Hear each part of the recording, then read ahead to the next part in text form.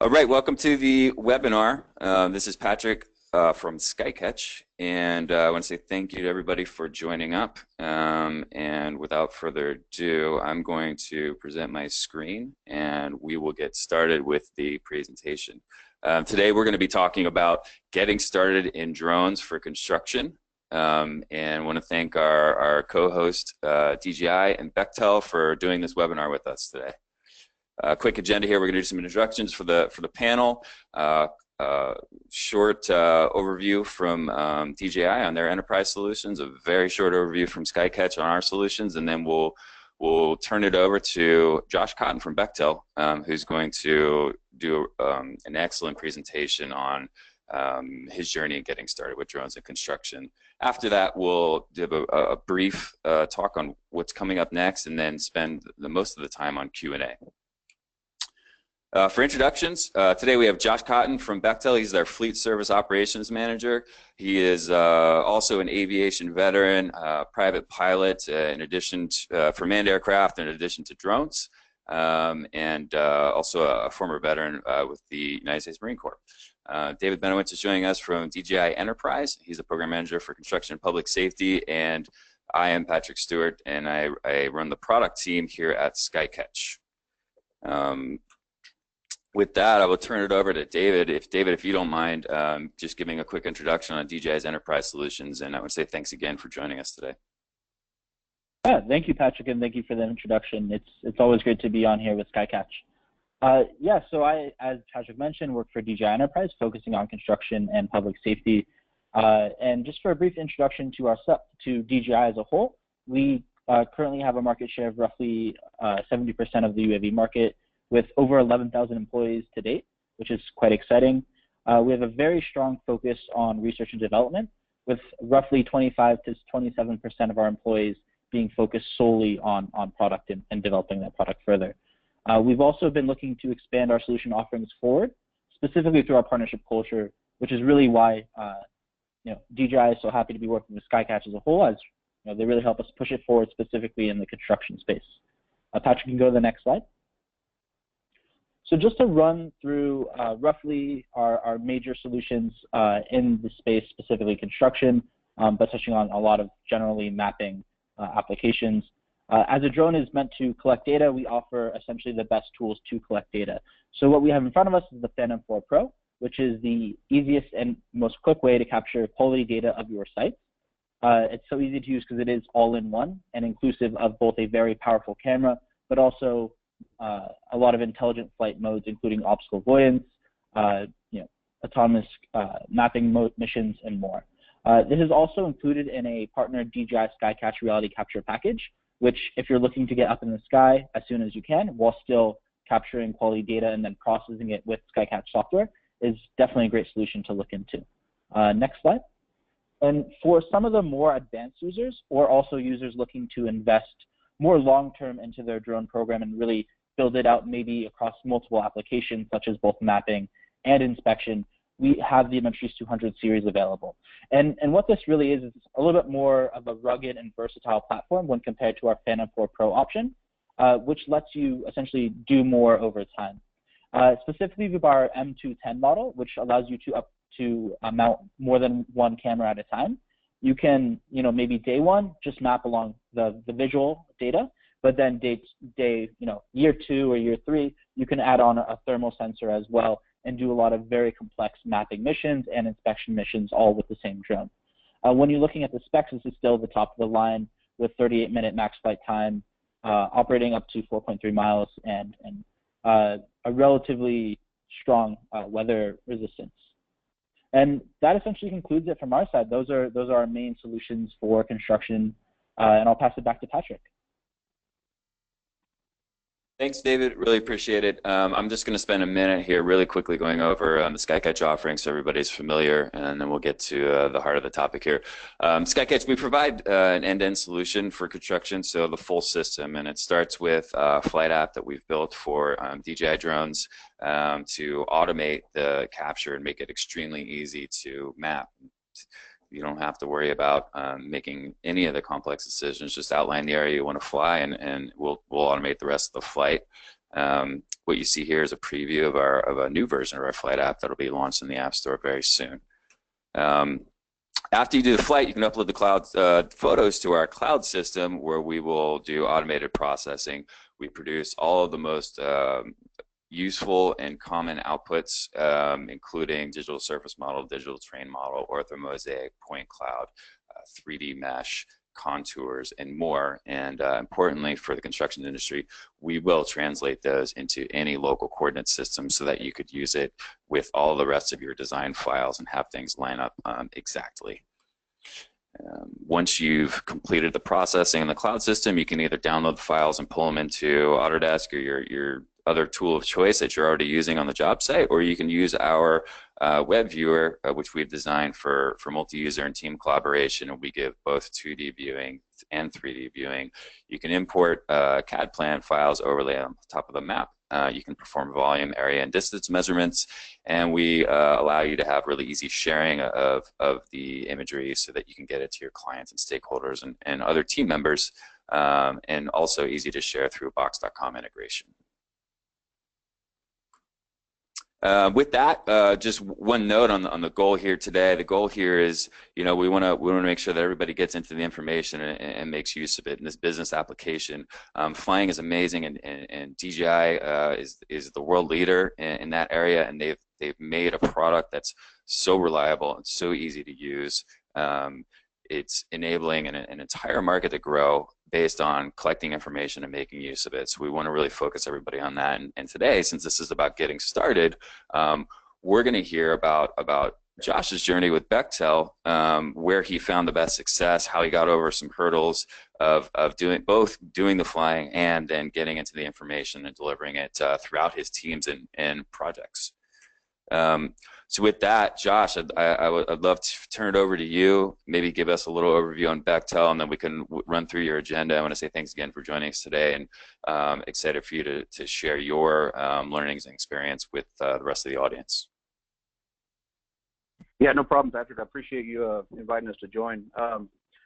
Yeah, so Bechtel, we're largest construction, civil engineering company in the United States. As you can see on the slide, we're founded in 1898, headquartered in San Francisco. The 50,000 plus employees we have, those are direct hires. I think when you look at the amount of industry that we affect worldwide in terms of subcontractors, other stuff like that, that number grows exponentially. Currently, we're organized into 4 global business units. We have our infrastructure, we have our NS&E, which is nuclear security and environmental, oil, gas, and chemical, and mining and metals, which really, from my business unit that I work in, we're under the oil, gas, and chemical, but we're the equipment operations division. So we touch all the GBUs, or the global business unit. So we touch globally everything that Bechtel does, and we've really found a use case for drones in every one of these. So it's been really a game changer for us. So the agenda here, we're gonna talk about the pre-flight data collection, kind of what drones and what software we use and what we start off with. How do we coordinate with project managers and executives? Buy-in is going to be key. It's really easy to buy this stuff. The easy part is going out and buying a drone and buying the software, and even flying is really easy. Collecting the data is easy, and processing data is easy, but finding people that actually want to use the data or understand how to use the data, more importantly, is the challenging part. And so we're going to try to go over some of our strategies. I'm going to go over the ops side of it, flight safety procedures, kind of maintenance and record keeping, some of the things that we do that we feel like are best practice. Go over mission planning for good data, kind of some of the things we think about. And then section 2 will be delivering the data to the teams. And this is the really important part. This is the part that allows, this is where the ROI comes from to the business, and what keeps business owners coming back and buying more of these drones and subscribing to these data feeds. Again, we're going to go to internal marketing and then look for some feedback here. All right, so section 1 here, so pre-flight and data collection. So when you're choosing your drone and your software, you got to think about what your objective is. There's many use cases, and one of the things that I think is fantastic about a drone is if you get the right one, you'll have multiple stakeholders on a project. So, is your objective just mapping? Is it surveying? Is it inspection? Is it just PR? Is it all of the above? I mean, for PR stuff, even mapping, the Phantom 4 Pro works like a champ, and we use that thing all the time. Today, when we're doing our hardcore mapping stuff, we're using the Skycatch, I believe it's the Evo 2 model, and we're looking forward to the new Skycatch that's coming out here pretty quick. So those are the ones we use for those applications. Inspections, we're currently looking at the Matrice 200. Matter of fact, we're negotiating with a few companies to buy a couple of the Matrice 200 packages with the Z30 cameras. And our primary objective there is to do crane inspections. You want to think about your site conditions, large. So with us, we either have, when we say small projects, it could be 500, 700 acres, but they're relatively confined. Or we have long linear projects. We've got projects in South America that may be 400 kilometers long. So if you're thinking about something like that, you probably want to look at a fixed wing solution. You want to look at, confined space or different obstacles. Again, it's just all about defining your mission. You got to think about the drone as a tool, and you just got to have the right tool for the job. And you got to think about where the data is going. Is it going to be internal data only? Is it going to be delivered to a client? Is it something that you're going to share out to the client's potential clients? You got to think about that as well. And so all that will kind of lead you to what the best solution is. Okay. So when you're coordinating with project leadership, you want to basically, so these are the do's. So you want to define the clear project goal with the leadership team. You really want to go in there and you want to find multiple stakeholders, and you want to find these stakeholders and you want to understand what their areas of interest are. You want to, like any project, you want to establish clear deliverables and timelines. And you want to coordinate with site personnel, your safety guys, security guys, surveyors. So just to talk about that a little bit. So in the beginning, our primary mission, we thought, was only going to be survey. So we always were with the surveyors, and all we were talking about is, hey, surveyors, what can we do to help you guys out? We flew a mission in Canada. We were able to survey like 700 acres in 4 hours, 5 hours. And, we were flying at a very high altitude, but we were able to get a lot done in 4 or 5 hours, and it really impressed these guys, but nobody else on the project really understood what we were doing. Then we started taking the pictures, and we started passing these orthomosaic pictures that Skycatch created around to the safety guys, and then to the security guys, and then the environmental guys. And so as we passed these things out to more and more people, we really started getting buy-in, and next thing you know, when we had a meeting about what we're going to do with the drones, it was everybody on the project. Every entity on the project had someone there that wanted something from our drone, from Smart Flight. So we just felt like, it's really a force multiplier in that respect, because one flight can serve multiple stakeholders across the project, which is really, really powerful in my opinion. And so the bottom bullet point there is, don't just show up and fly, okay? That's the easy part. I can get my 15-year-old son out there and I can say, hey, go fly over the park and take pictures, and he can do that, but I don't know how much value that's really going to add to the bottom line. So next slide, please. So when you're talking about operations, the 3 key points here are safety, maintenance, and record keeping. Safety is a top priority. I mean, as a person operating within our company, within Bechtel, our safety culture is really strong. So, we put safety ahead of everything, But even in the industry, we want to make sure as drone operators that we don't present the drone as something being dangerous. The first time somebody has a really major accident because of a careless drone operator, it's going to hurt every one of us in the industry. So just make sure that if you are operating drones out there, you're doing so responsibly, and you're keeping safety at the top of your priority list. One of the things I think that the FAA did really well in the beginning that a lot of people were frustrated is they treated drones like any other aircraft. And so that forced people like Bechtel and any of these other companies to take that same approach that you would take when you're going to go get in an aircraft and fly it somewhere, and apply that to the drones and to the drone program. So we developed a whole entire flight ops program within Bechtel that outlined everything from how we're going to do maintenance, how many times we're going to use the batteries. These are things that honestly I never even considered when you started talking about flying drones, because I've flown remote control stuff as a kid, and I didn't even think about that stuff. I just flew the stuff, and if it broke, it broke. It's probably irresponsible, but it was a hobby, it was a toy. And when the FAA took this view on the drone, they really, in my opinion, did the right thing and made everybody really look at this thing as an actual aircraft, because it is flying over people and could endanger people. So in order to make sure that you don't have failures, you have to do preventative maintenance.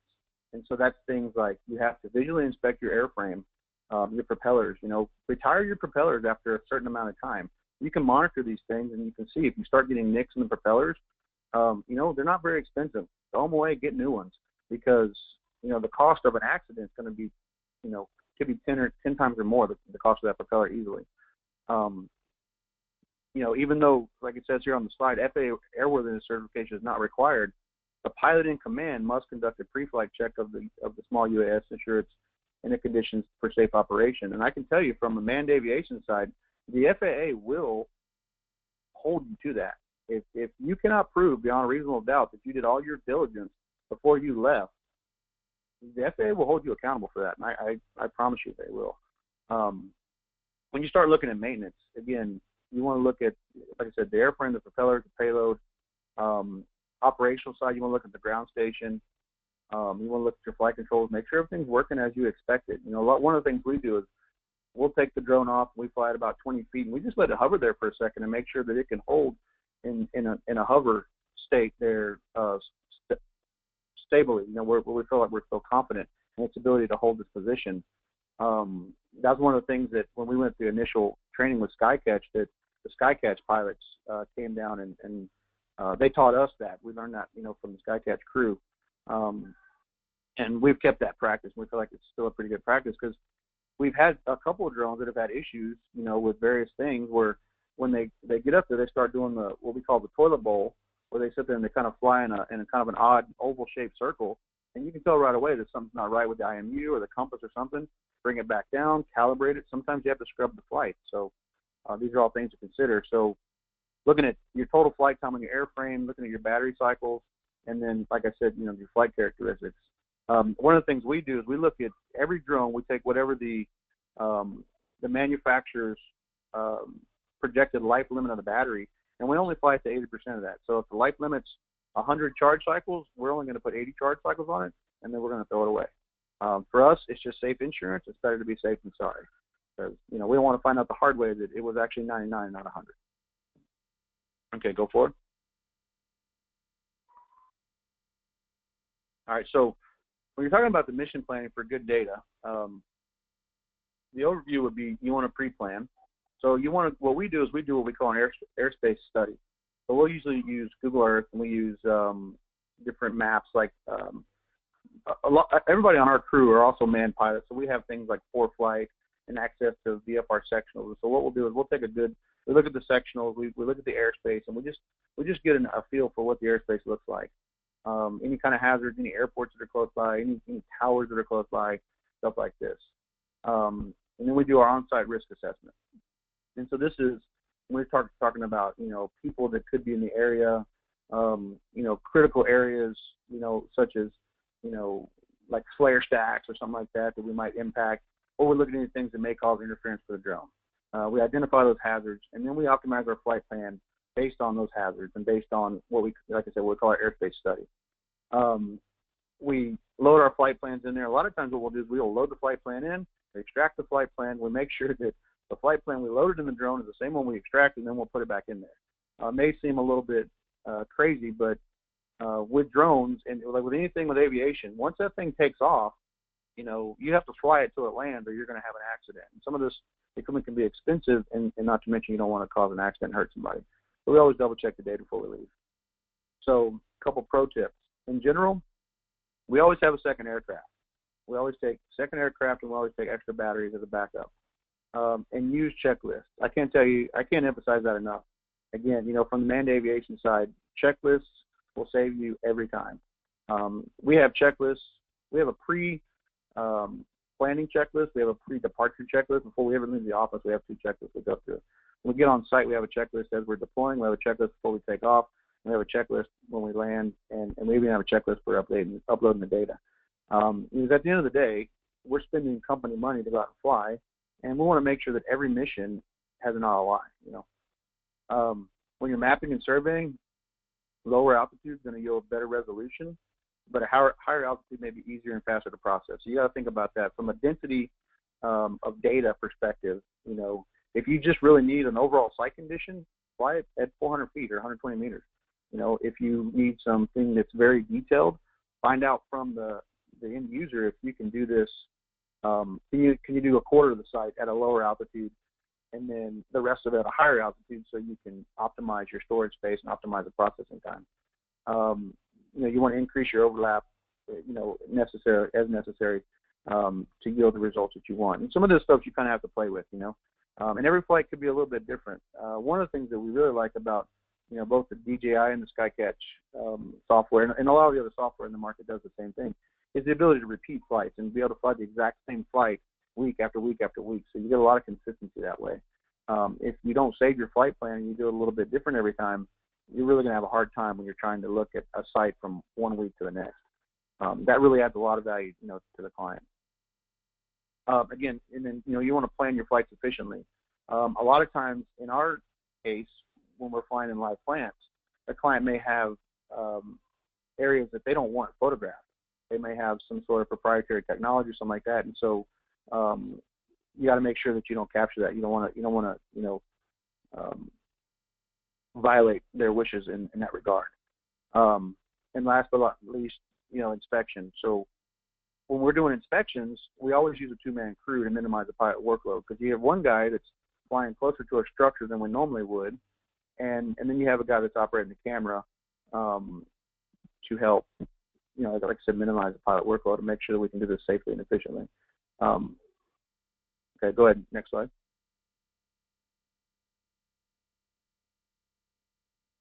All right, so from a basic data processing perspective, you want to go ahead, you want to add the pictures to the Skycatch, you know, platform there.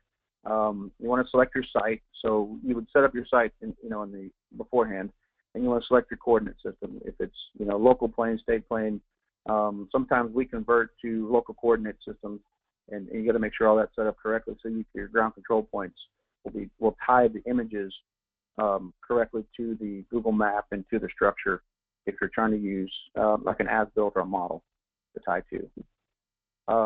You add your ground control points in your RTK files, and then you upload. It's pretty straightforward from the data processing. The longest part about the data processing is waiting for the data to process, although it's gotten a lot quicker, you know, as technology progresses. Next slide. All right, so section 2. So this is, I wouldn't say the most important part, but this is the part where you get to come back the second time. So how do you deliver the data to the team? So we'll talk about this a little bit. So I'm using the Skycatch platform.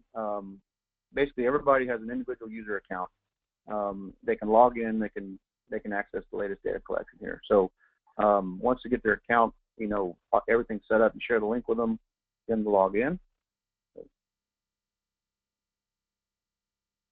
So once everybody's logged in, a lot of times these guys, they don't know what to do with the data. They'll go in there and they'll look at it and say, yeah, that's kind of cool. But one of the things that we've had to do is a lot of internal marketing. The construction industry, you know, these guys, they're very good at what they do. They've been doing the same things for a long time. And when we bring a new tool, especially when that tool looks just like the tool that their grandson or their son just got for Christmas, a lot of them aren't just ready to jump on board and say, yeah, I feel like this is a viable tool. You know, we didn't buy it at Home Depot, we bought it at Best Buy. So in their opinion, it's a toy. And so what we have to do is we have to help develop use cases. And that's kind of what I was talking about in the beginning. So we go and we grab everybody. We grab all the stakeholders, all the main people, the safety guys, the surveyors, the project superintendents, the project managers, and we take them the pictures. We say, hey, check this out. Look at this. You know, what do you think about that? And we start showing them how we've seen the project change in recent weeks. I mean, I can tell you within Bechtel, we as an internal organization, the drone organization, we probably gave away drone services to projects for, I'd say, 9 months to a year before we ever got anybody to agree to start paying for them. And even when they started paying for them, it was relatively slow. Now it's expected on every project. Every single project, they want a drone, they want multiple drones, they want multiple pilots, and so now the pendulum has swung to the other side, and it's really taken off. Like I said, you got to show value, you got to show the ROI. So when we talk about showing the ROI in construction, for us, you know, we say, okay, what process can we help you with? How many people did it take you to do this before? How many people can we eliminate? And when I say eliminate people, I mean eliminate people from that process. I'm not necessarily saying send people home. I'm saying instead of having your people go out and manually walk the laydown yard that's 250, 300 acres and find everything and count everything, maybe those people can do something that's more valuable. They can use their time more wisely as opposed to walking around and counting things. Where I can take the drone and fly it. You can sit in your office, find what you need to, and then have these people do something that, they can make their time more valuable. Again, we provide demos. The visual data helps keep the wheels spinning. So, again, we provided so many demos. We went up there. We've done some interesting case studies. We've done traffic studies.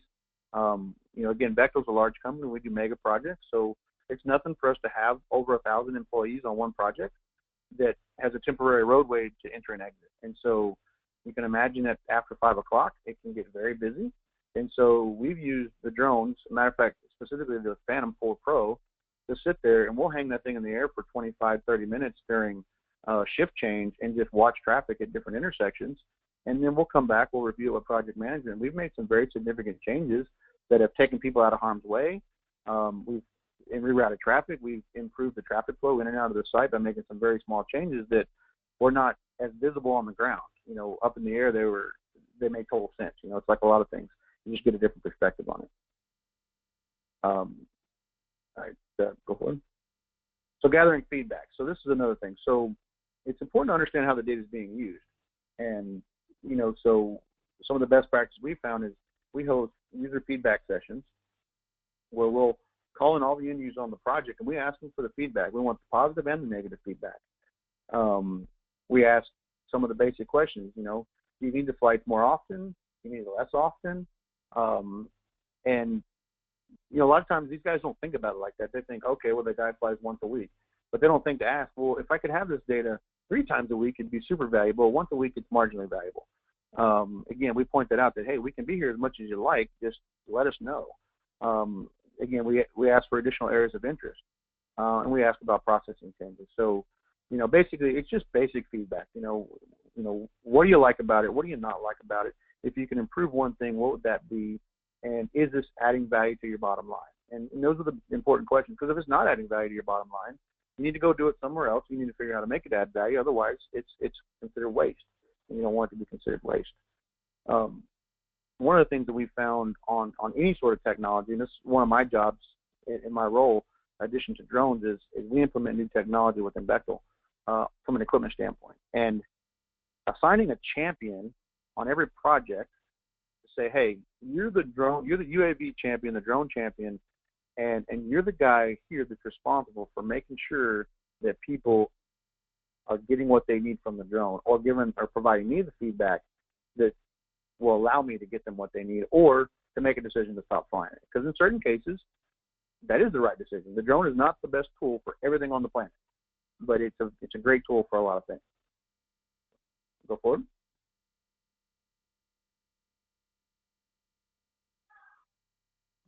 All right, Josh, that's the end of your slides. I don't know if there was any other topics you wanted to tag on to the end of that. Otherwise, we'll just talk about what's coming up on the next webinars and go right into the Q&A. No, I don't. The only other thing I would add is just, like I said, with the checklist and the safety, is just, make sure you follow the checklist. Make sure that DJI and Skycatch both have a lot of great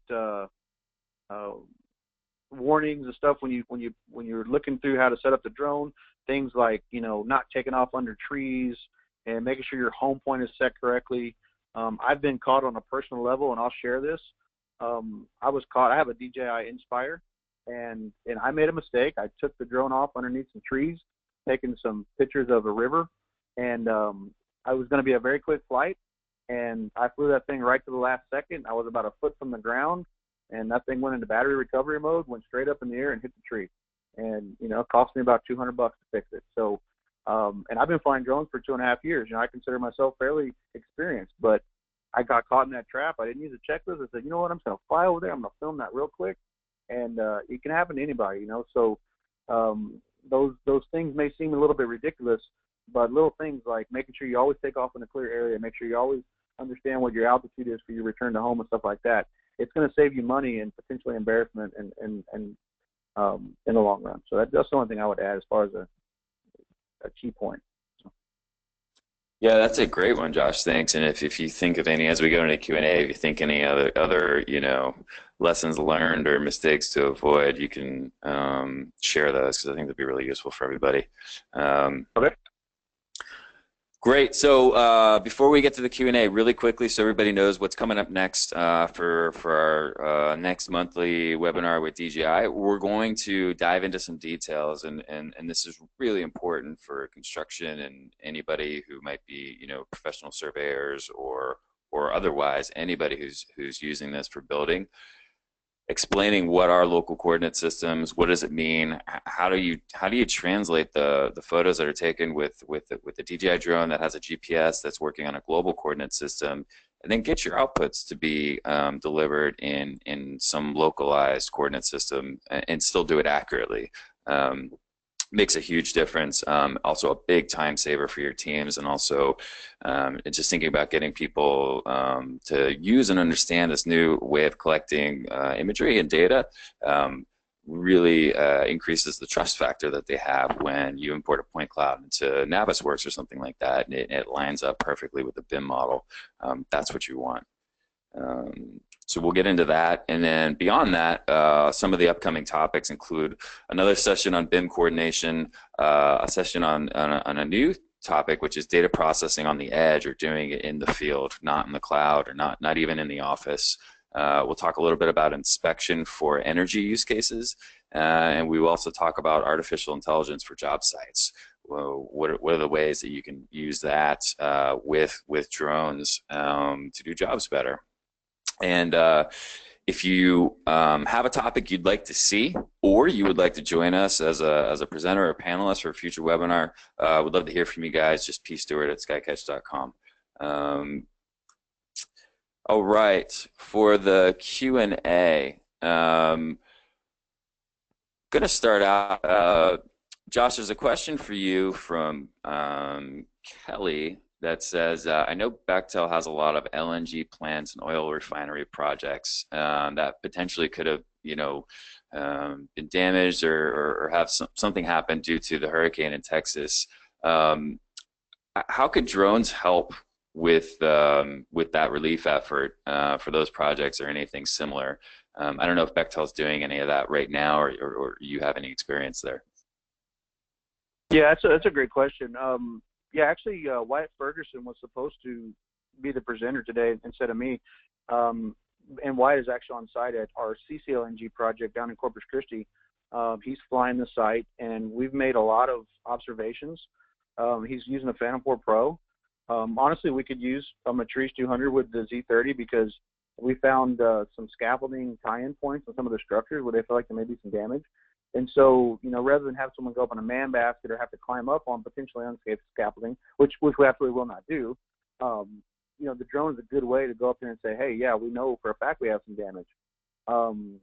We want to fly the site in Baytown, but there's a TFR, temporary flight restriction, currently over the entire Houston area from, I think, 0 to 500 feet, and there's another one from 0 to 4,000 feet. So until they lift the TFR, until we get approval, we can't fly the Baytown site.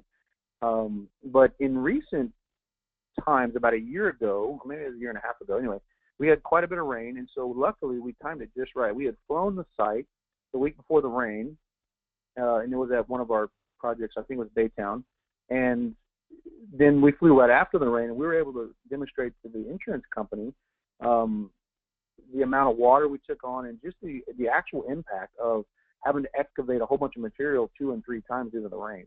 So, yeah, the drones, in my opinion, are the perfect tool for post-disaster assessment and really to help, planning for recovery.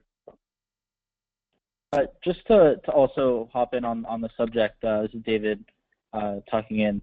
Here at DJI, we're in communication with a lot of local teams, local public safety teams, whether that's rescue teams or also firefighting teams that are now being deployed on site to use drones. This is a typical application of our technology, and it's really great to see not only people who are assigned to this job, but also a lot of local teams even in surrounding states. I was literally on a call yesterday with the department up in New York, and they were just sending both manpower drone pilots as well as just extra batteries over to local response teams. So if you're nearby, make sure you're working with local teams to make sure you're flying correctly. But yeah, they're definitely being used on site to address these issues. Great stuff, guys. Thanks. Yeah, it's amazing to hear about both in these very large natural disasters and even just small things and search and rescue. What these teams are able to do with this technology is making a huge difference. Cool. All right. So the next question is from Richard, which is for Josh. I like your internal marketing point. Do you provide general drone awareness training for general management, and then I'll add to that, are there anything that you guys do differently for upper management versus project teams? I wouldn't say we actually provide internal drone training for upper management. We've done a lot of, I guess, presentations like this one to just show capability, and we have started to develop our own, what we call our Part 107 pipeline, which is we've provided a course for our guys to go through. So we're going to have what we call Bechtel certified drone pilots, which would be guys that have the 107. And once you have the 107, we're going to basically certify you in our way to fly the drone, which is like what a typical airline would do. It's called your standardization. And then we're also going to certify the people on how to process the data. And so we feel like there's kind of three elements. There's qualification, which comes from the FAA or your certification, and then we're going to qualify you, teach you how to run it, how to use it from an operational standpoint, and then the last but not least, or probably the most important part is, how you actually process the data and how you plan for it. So that's kind of been our approach. But from an upper management perspective, we've been doing more sales and marketing type stuff as opposed to what I would call training. If that makes sense. Yeah, got it. No, that makes perfect sense. And I'll give a follow-on to that. When you were talking earlier, you mentioned that it took some months or whatever, or quite a few projects for the momentum to build, where it shifted from people that didn't think they wanted you to fly their site to now every project that this is a requirement. Is there something that you would do differently now to accelerate that adoption within Bechtel if you had a magic wand and a time machine to go back? Are there any things that you could think of that you could do to make that happen more quickly? I think what I would have done is I think we'd have hit more sites more frequently and really ramped up the distribution of the data. In the beginning we were very slow. We only picked a few sites and we kind of started off small. And so it took a long time for the value added, proposition of the UAV to really propagate out to the rest of the projects, And Bechtel is like any other, it's like a society, or it's like any other company, it's everybody talks, So the upper management teams talk. And so if you can get one guy to buy in, he's going to tell his buddy and he's going to tell his buddy. And so eventually, in a company of 50,000 people, it takes a while for that to propagate out to everybody. So I just think we'd have been a little bit more aggressive with trying to hit every single site. And then, something like the question that came before, it probably would have been wise to host some internal training to upper management. As a matter of fact, I had a guy actually tell me, and when we actually ramped up our training, he actually said, he goes, every time you guys come out here, I think this is great. He goes, and I'm sitting there while you're explaining to me everything this thing can do, and I think it's wonderful. And he goes, and I walk out, and 2 minutes later, I ask myself, I don't know what the heck I'm going to do with it. And it really surprised me because I said, wow, we just told you what you're going to do with it, And so I think some training would have probably been a whole lot better. I guess that's the short answer. Nice. That's really good insights. I would add to that I've seen with Bechtel and actually quite a few of our other enterprise customers the same thing that you're describing, which is they find that the more people they share the information with, the more the adoption accelerates. And so not a sales pitch for Skycatch, but we did design our plans with that in mind, so that it's easy to add new users, and for the high precision package, it's unlimited users. So because we see the same thing, the benefit is it grows exponentially. The more people on the project you have using the data, and you walk around some of the more advanced project teams like those at Bechtel, and you can walk around the project office of the trailers, and you'll see drone maps and point clouds on most of the screens in the trailer all day, every day. So Yeah, it's good to hear that feedback. Yeah, I would add one thing to that. Yeah, I mean, what I had mentioned earlier about having multiple stakeholders, that to me that's something we missed in the beginning. Was we looked at it in one-dimensionally. We were only looking at survey. And if we looked at it from the multiple stakeholder point of view and really got everybody involved in the whole entire project from day one, because actually the survey was the part that took off for us the last. The surveyors are just now coming around and deciding that they actually like this data, whereas the safety guys and some of the other guys were the early adopters, and we were the ones we didn't even talk to those guys in the beginning. So I think probably the number one thing is get everybody involved, and even get the janitor involved. I mean, it doesn't matter. Get everybody on the project involved, and if they can find a use for it, then you can show some real ROI. Awesome, love it. All right, cool. Great question and response there. David, here's a question for you. What are your thoughts about using, and Josh, you should jump in here too, but what are your thoughts about using Inspire 1 or Inspire 2 compared with Matrice 200 platforms? And this is in reference to use for the following use cases: inspections, fire rescue, and also agriculture. Yeah. So I guess to tell a little bit of a history lesson into how we got to that question. When we first released Inspire 1, it was really the first time we released a commercial platform, and we did have that as the standard platform for inspection and firefighting. With Inspire 2, it's really much more focused on filmmaking, and you'll notice that it's not as versatile or as rugged as the Matrice 200 series, which is really the ideal platform for all of those applications. Specifically with the M210 model, you have the option to mount, for example, inspections, a zoom, and a thermal camera, which is also a very, very crucial setup for firefighting and rescue missions as well. So when it comes down to versatility, across all of those mission platforms, those mission profiles, the M210 is definitely the best bird out there, followed by what you'll see as the most common drone out there, just because it's been out on the market for almost 2 years now, is Inspire 1. Yeah, Gotcha. and this is Josh. I'd have to agree with that. I mean, we've done a pretty detailed analysis recently because, we were trying to figure out if we wanted to buy Inspire 2s or if we wanted to buy, the Matrice 200, the 210, the 210 RTK, which cameras. And at the end of the day, I couldn't agree more. The M210 platform is very versatile, and from an industrial point of view, it's great. And then if you have it already, then you can throw the X4S camera on there, so you have basically the same camera. I believe it's pretty close, same spec as the Phantom 4 Pro camera, so you can even kind of do the same type of mission you do with a Phantom 4 Pro. So, matter of fact, what our plan is going forward is to have M210 as our primary bird and Phantom 4 Pros as a backup.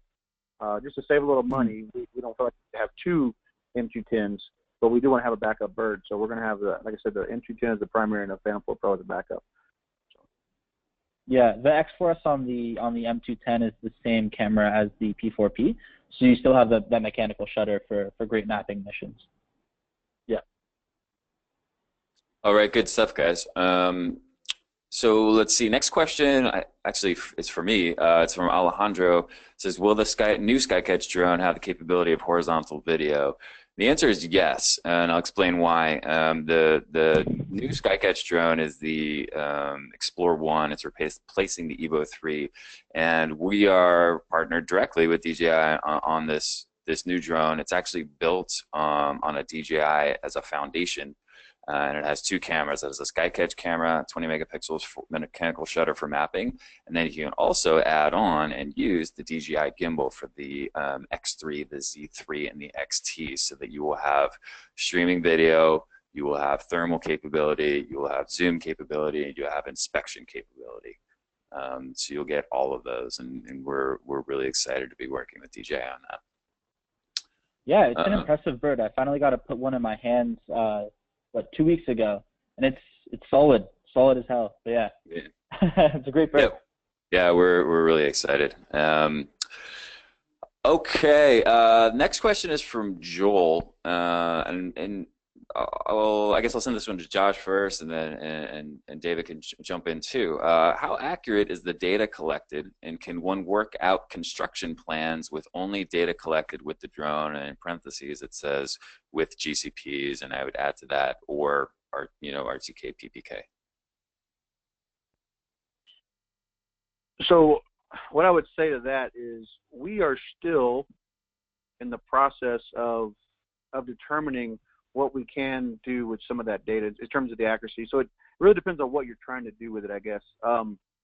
So for rough excavations and stuff like this, absolutely. For, flying a site the first time and trying to kind of understand what the elevations are and what your cut and fill may need to be for, kind of at a very basic level, absolutely. I think it's a great platform. When we get into what we would consider like the dental excavation, when you need to be, kind of sub-millimeter or millimeter accuracy, I don't believe the drones are there yet. At least and I'm not a surveyor, so I don't want to, mislead anybody. We're actually in the process right now of having our surveyors basically validate and classify drone data for various operations within Bechtel. So they're going to say, yeah, if you need this type of accuracy, you can use a drone. If you need better than this, then you have to use your typical surveying tool. Yeah, just to hop in on that, when using GCPs, you'll be able to essentially map quicker with the drone while still retaining a pretty high level of accuracy. We're actually working to do kind of a more in-depth study on what exactly the accuracy is. But when you do output a model, you should be able to assess accuracy from that standpoint and see how it compares. Yeah, exactly, and I'll add to that, since Skycatch has been providing PPK, which is post-processing kinematics, to eliminate the need for GCPs. GCPs can get you somewhere between 2 and 5 centimeters in all three directions, X, Y, Z. PPK can do the same thing. And standard GPS, you can say, something like a meter, or it could be better, it could be worse. It just kind of varies more. And so the uses for, how accurate it is and what kind of construction planning can you do, that's just going to depend on the type of project and the controls that you have in place. And typically, our customers will use a PPK or GCP collection more frequently, so on a daily or weekly basis. And then for specific milestones or audits, or some dedicated event, they will call in the surveyors to use a laser scanner or a handheld RTK GPS, which isn't actually more accurate, but the surveying industry tends to be a little more comfortable with those for something they're going to sign off on, which is kind of what Josh was alluding to.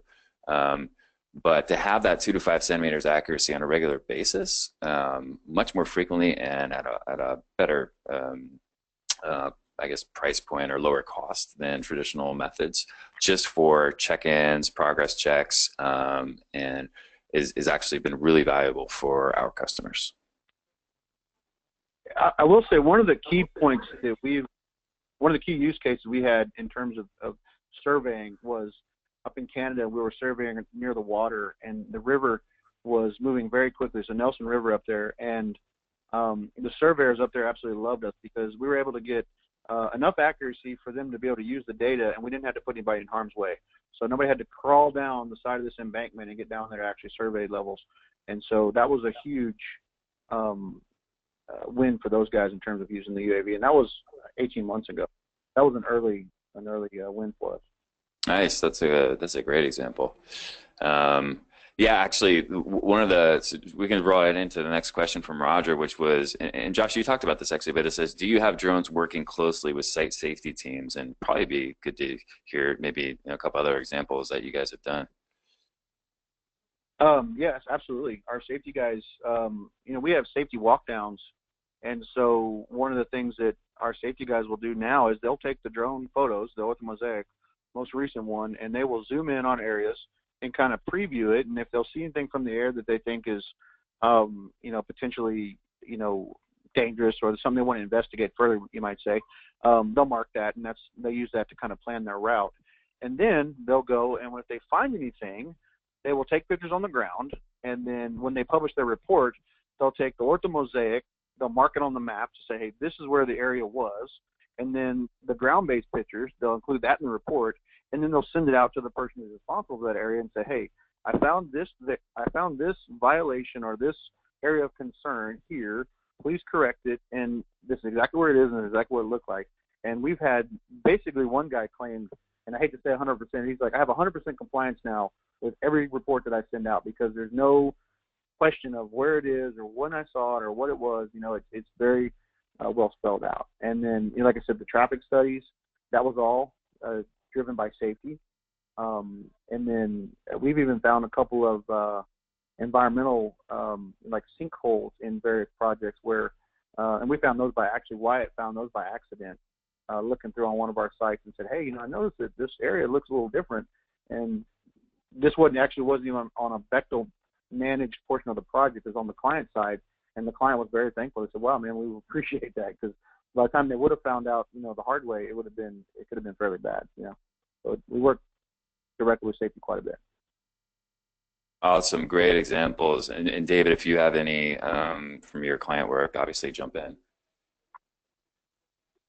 Not only have been directly, sorry about that. Not only have been directly involved with, but we've kind of seen similar benefits. Yeah, a lot of our clients. Yep, same thing here.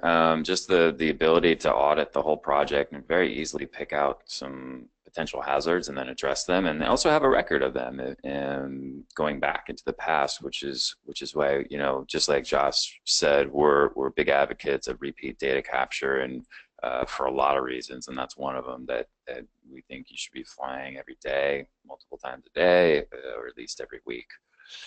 Okay, so we have 1 minute. Oh, go ahead. Well, I was just saying, to add to that, we were able to go back when Wyatt found the sinkhole. He went back about 5 months and was able to show the progression from 5 months to that day, and that helped the client understand how quickly this thing was progressing. And so, again, it was just that consistency of flights that would allow that. So you're 100% correct on that. Awesome, great stuff. So we're almost out of time here. Actually, it's 11 o'clock right now here on the West Coast. So I'm gonna wrap it there and just ask Josh or David if you guys have any questions to ask each other or me before we close it out. I don't have any. I just appreciate you guys inviting us to join, and hope the information was useful.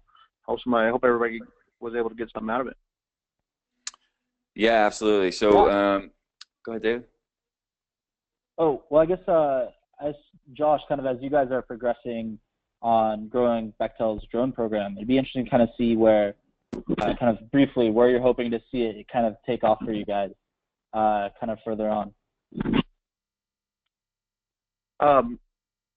Yeah, I mean, for us, we just want to use it as, like for everything, we want to increase safety and we want to decrease cost, and that's our mission with the drone, and we feel like it's a viable tool to do both, and that's really where we want to see it headed. I mean, there's some use cases I didn't talk about. There's a couple of use cases that I can't talk about that we feel like are unique to Bechtel and are not unique to Bechtel, but we feel like we're on the cutting edge. So some of the things I can't share, but we really found a lot of value with both the DJI product and the Skycatch platform. And so, like I said, our main mission is decrease cost and increase safety is what we're looking to use the drone for. Awesome. Great stuff, guys. Thank you so much. All right, so real quick here, I want to say thank you again to DJI for partnering with us on this. Thank you, Bechtel, for partnering with us on this. Josh, I know there's so much going on in Texas right now, and you're really far away from home. So thank you for joining us and providing an amazing educational session here. And I hope everybody in the audience, thank you for joining, and I hope that you are able to go take action based on what Josh shared today. we're going to be able to provide contact info for everybody in the follow-up email that we'll send after the webinar. And this has been recorded, so you'll be able to go watch it and actually share it out to your teams and the other members of your projects and your companies to help get them the same level of education too, just like Josh was talking about earlier. So with that, I think we'll close out, and thanks everybody for joining. Thank you all. See ya. No problem. Bye-bye.